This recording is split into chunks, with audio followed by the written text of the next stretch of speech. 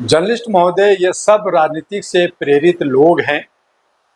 जहां पप्पू यादव जा करके लॉरेंस बिश्नोई को खत्म करने की बात करते हैं, वहीं अपनी सिक्योरिटी की मांग करते हैं, तो ये सारा जो है सोची समझी एक तरह से खेल समझ सकते हैं। जहां पे आपने भूषण की बात की, वो भी इसी तरह की बातें कर करके एक दूसरे को बीजेपी, कांग्रेस, बीजेपी और एनडीए और इंडिया, ये सब जो है राजनीति की खेल खेल रहे और मुख्य मुद्दा से भटकाया जा रहा। आज हमारा महाराष्ट्र का चुनाव 288 सीटों का है, जहां 8000 उम्मीदवार खड़े हुए हैं, करीब करीब 7000 समथिंग है। और झारखंड की चुनाव, ये मुद्दा से हट करके जहां शिक्षा, स्वास्थ्य, सुरक्षा की बात होनी चाहिए, वहां पे ये नफरत की राजनीति कर रहे हैं। लॉरेंस बिश्नोई 10 साल से जेल में है, कई दर्जन उस पर केस है, 33 साल का नौजवान है। और दूसरा एक बंदा जो गुड़गांव में है, वो अभी थाईलैंड से पकड़ के लाया गया। तो सरकार चाहे तो ये सारी जो है, जो इंटेलिजेंस ब्यूरो है, जहाँ क्राइम ब्रांच है, ये सब एक्शन ले सकती है, लेकिन ये जो है जख्म को बढ़ाती है, नासूर बना देती है। और इसका फायदा तथाकथित कुछ लीडर्स, कुछ हमारे नौजवान, कुछ सिरफिरे और कुछ जो है दादागिरी डॉन करना कि इसी तरह से फिरौती वगैरह मांग करके हम भी सुरखरू बन जाए, तो ये जो है काम कर रहे हैं। जिसमें एक लड़का गुड़गांव से और एक बिहार से और एक कलकत्ता से, कई जगह से अरेस्ट हो रहे। और ऐसी सूरत में जो ये हवा दिया जा रहा है कि सलमान खान चूंकि मुसलमान है, मुसलमान की सिंपैथी मिलेगा, ऐसा कुछ नहीं है। उनका ठीक है कि फॉलोअर्स है, चूंकि एक स्टार है, वो फिल्म बनाता है, एक्टिंग का पैसा लेता है, उसको हम लोग जो है इज्जत देते हैं। लेकिन आज अगर ज्यादा से ज्यादा इज्जत लेना चाहिए तो उस हालत में सलमान खान को चाहिए था कि वो फजिल्का जाकर के, जो हरियाणा और जो पंजाब की बॉर्डर है, जो हमारे बिश्नोई समाज का एक पुराना मंदिर है, वहाँ 1 मिनट बजा के कि मैं समाज से मेरे जाने अनजाने गलती हुई, माफी चाहते। लेकिन सलमान खान के पिता सलीम खान कहते हैं माफी नहीं मांगेंगे। तो क्या सलमान खान जो है या सलीम खान जो है भगवान है, तो क्या खुदा है? और उसका जो है पप्पू यादव उसका मजा ले रहे हैं और आज वो मुकर रहे हैं कि हमने ऐसा नहीं कहा, हमने कहा तो हमें नहीं है, अब हमें भी मारने की धमकी हो रहा है। तो मुझे बताएं पप्पू यादव और बृजभूषण जी, बताएं कि ये लोग जो है सत्ता में मिनिस्टर हैं, ये लोग कई बार से जीते हुए नेता हैं, अगर ये डर रहे हैं तो आम आदमी की सुरक्षा कहाँ है?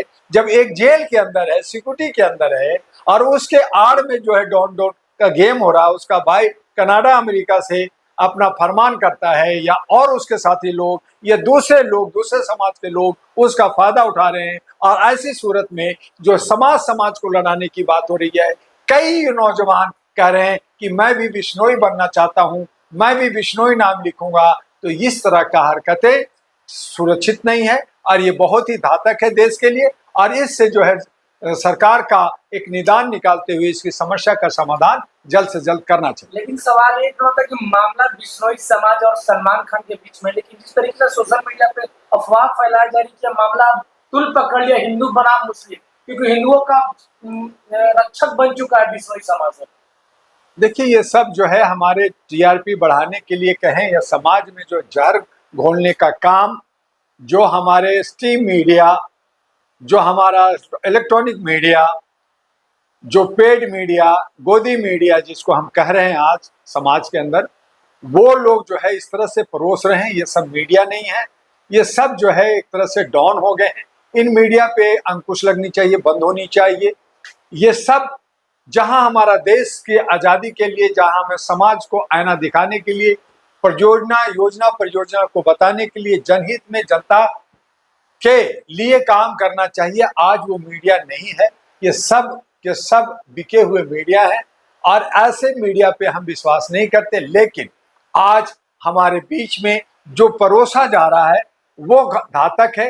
कुछ जो है विचलित लोग जो समझते नहीं है, जो दिखता है वही बिकता है की कहानी बना करके आज जिस हिसाब से मीडिया दिखा रही है, उससे हमारे नौजवानों में हिंदू मुस्लिम का नफरत का बाजार लग गया है।